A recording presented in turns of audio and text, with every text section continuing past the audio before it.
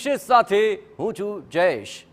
આણંદથી સમાચાર કે જ્યાં બોરસદમાં મેઘરાજાની ધમાકેદાર બેટિંગ જોવા મળી અને 7 દિવસના વિરામ બાદ ફરી મેઘરાજાની અહીં પધરામણી થઈ છે। બોરસદમાં 2 કલાકમાં 4.17 ઇંચ વરસાદ ખાબક્યો છે। બોરસદ જનતા બજાર સ્ટેશન રોડ પર વરસાદી પાણી ભરાઈ ચૂક્યા છે। અહીંના શંકર પાર્ક ચોકડી, વહેરા અને કાવીઠા સોસાયટી વિસ્તારની અંદર પાણી ભરાઈ ચૂક્યા છે। આપણે જણાવીએ કે આસપાસના વિસ્તારની અંદર 7 દિવસ બાદ જે વરસાદ વરસ્યો છે, 2 કલાકની અંદર 4 ઇંચથી વધુ વરસાદ વરસ્યો, તેને કારણે ઠેર ઠેર પાણી ભરાવાની સમસ્યા સામે આવી રહી છે। મુખ્ય બજારના વિસ્તારોની અંદર મેઘરાજાની પધરામણી બાદ વરસાદી પાણી ભરાયા છે। આ સોસાયટીઓની અંદર પણ પાણી ભરાવાની સમસ્યા સામે આવી છે।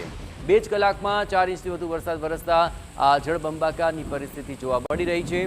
સોસાયટીઓના રસ્તાઓ પર અને અન્ય મુખ્ય માર્ગો ઉપર જાણે નદી વહેતી હોય તેવા આ વરસાદી પાણી જોવા મળી રહ્યા છે। સમગ્ર પરિસ્થિતિ પર વધુ વિગતે વાત કરવા માટે જોડાઈ રહ્યા છે ટીવી9 સંવાદદાતા ધર્મેન્દ્ર કપાસી। ધર્મેન્દ્ર, કયા વિસ્તારો છે કે જે પાણી ભરાવાની સમસ્યા છે અને કઈ પ્રકારની હાલાકીનો લોકોને સામનો કરવો પડી રહ્યો છે?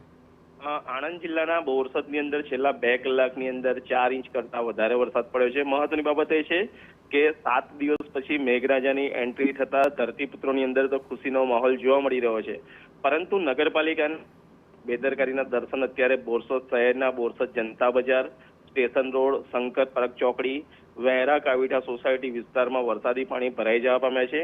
પાણીનો યોગ્ય નિકાલની વ્યવસ્થાઓ ન હોવાને કારણે, કાંસ સફાઈની યોગ્ય કામગીરી ન થવાને કારણે, પ્રી મોન્સૂન કામગીરી યોગ્ય ન થવાને કારણે આ પ્રકારની સ્થિતિનું સર્જન થયું છે।